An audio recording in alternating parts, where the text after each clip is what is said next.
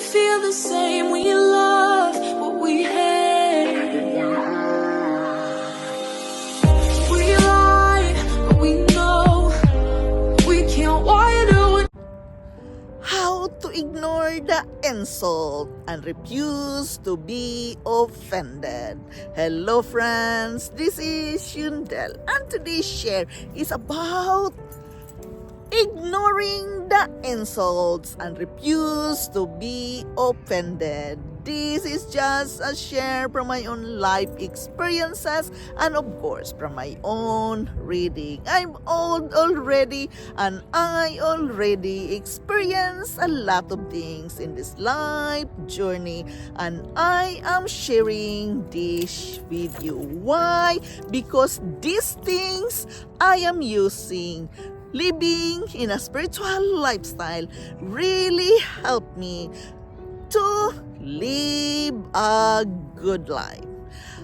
I know it's not easy because we are all human. We have the pride to handle when someone is insulting us. But how can we ignore those insults and refuse to be offended? For me, in my own life experiences, I have to keep silent. When I am in pain, I have to keep silent and let go of things. Probably, I ask a few questions why he do or she do that to me. There's always a reason why people is doing that to you. You have to find the reason. And if it is not relevant, just let it go and don't use your time in it.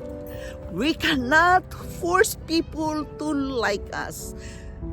Each and every one of us have our own feelings and opinion, and not everyone like us. That we have to accept that we cannot please others. We cannot force others to like us. We cannot force others to be with us nor to love us. That we have to accept. Even it's hurting, we have to accept that we cannot please everybody. Ignoring the insults, for me, you can control yourself to let it go. When you keep silent, when you have an open mind that there is a reason behind it, understand it, and be patient what the other have done to you. When you know yourself that you have not done something wrong, be confident enough that it is not your problem. Probably the other person have the problem, and that you have to accept it. Again, we cannot please everybody. So try to be silent. If you want to say something, say it direct to the point. Say what you mean and let it go. If you want to clarify something, why they're insulting you, yes, you can do that as well. But do it in a nice way. Living in a spiritual lifestyle, we must have plenty of patience and understanding that things are happening as they are, and we cannot control everyone. It's their own meaning, it's their own opinion. So, let it go. But of course, when you get the answer, when they give you a reason, you can reason out as well, but think it well first. Use your mind and not your feelings to answer those insults. We don't like the insults because it's painful, but sometimes we have to embrace it even we don't like it.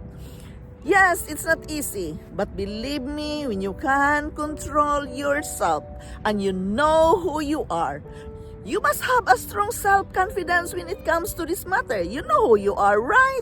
So believe in yourself that you are good enough, valuable enough, and you are not going to tolerate these insults. Let it go and refuse to be offended. You can do that.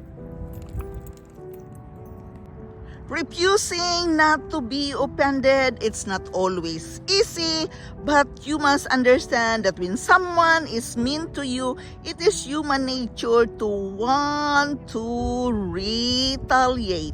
Make them pay or get even, but stopping to their level of meanness won't make you feel bitter, nor it will change their behavior. The old expression, revenge is sweet. Simply, it's not true. It just fills your heart with evil. Look at the example Christ set when he was here on earth. He was judged, spied on, and gossiped and lied about, but he talked it all in loving silence. Not once did he seek revenge or retaliation. He returned good for evil and was kind to those who mistreated him. That's what God wants us to do as well. When people ignore you and rude or mean, refuse to be offended. And how can you do that? There are bad actions don't define you or say anything about you. Instead, their own character defects are revealed. How you respond to hate reveals your emotional and spiritual maturity. The Bible tells us in Proverbs 12:16, a fool's displeasure is known at once, but whoever ignores an insult is sensible. Show respect to people who don't deserve it, not as a reflection of their character, but as a reflection of yours. Remember, you can change what others say or think about you. All you can do is change how you react to it. So be an imitator of Christ and refuse to be offended. How to do that? Sometimes we must bite our tongue and be silent. Do not talk back. As it says in Matthew 5:38-39. You have heard that it was said, an eye for an eye and a tooth for a tooth. But I tell you not to resist an evil person. But whoever slaps you on your right cheek, turn the other to him also. It needs a lot of patience. It needs a lot of understanding to work on with our ego and pride. As it says in Proverbs 20:22, do not say, I will recompense evil. Wait for the Lord and He will save you. There you are. When you trust it to God, what is happening around you, who hurt you, God will pay it back. So don't worry. Revenge is not your work. It is God's work because He says what has been done to you. So be patient. Let it go. Bite your tongue and watch out your words you are going to say. Have a strong self-control of the situation. You can do it if you love God. Do it in God's favor.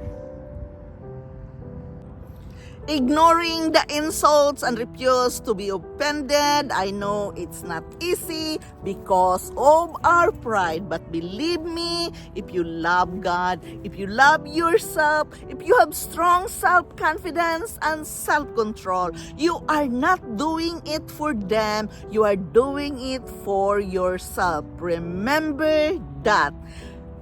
You feel good when you can let go of things. So don't worry, it is not your work to do the revenge. It is God's work to do the revenge. So don't worry, be patient, let it go, bite your tongue and watch your word. Okay? Word is painful and hurting, but let it go. Don't think about it. Have patience and let God pay it back because it is not your work to do the revenge. Self-control, self-discipline is a must to practice here. And have a strong self-confidence. You know yourself, right? You know how good you are. You know what are the good qualities you have as a person. So stay with that. Believe in yourself that you are more than good enough. So don't stoop to their level. This is Yundel. Thank you for listening. Thank you for dropping here in my channel. I am very grateful to each and every one of you supporting me here in my life journey. I love you all and bye-bye. Like we feel the same, we